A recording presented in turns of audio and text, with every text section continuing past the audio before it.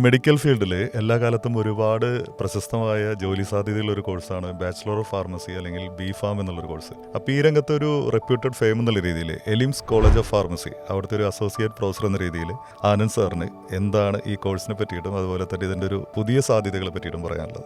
BPharm എന്ന് പറയുന്നത് ഒരു 4 വർഷത്തെ ബിരുദാനന്തര കോഴ്സാണ്. അപ്പോൾ ആ കോഴ്സ് കഴിയുന്നതോടുകൂടി ആ ഒരു വിദ്യാർത്ഥിക്ക് മാനുഫാക്ചറിങ്, അതായത് മെഡിസിൻ മാനുഫാക്ചറിങ് രംഗത്തുള്ള കാര്യങ്ങൾ, അതുപോലെ തന്നെ ഈ മരുന്നുകൾ ശരീരത്തിൽ എങ്ങനെ പ്രവർത്തിക്കുന്നു എന്നുള്ള കുറിച്ചൊരു ഐഡിയ, ഒരുവിധം എല്ലാ ഹെൽത്ത് മേഖലകളിലും വർക്ക് ചെയ്യാൻ സാധ്യതയുള്ള ഒരു കോഴ്സാണ് BPharm. കുറേ പേര് പുറത്തേക്ക് പോകാൻ നോക്കുന്നൊരു ടൈമാണ്.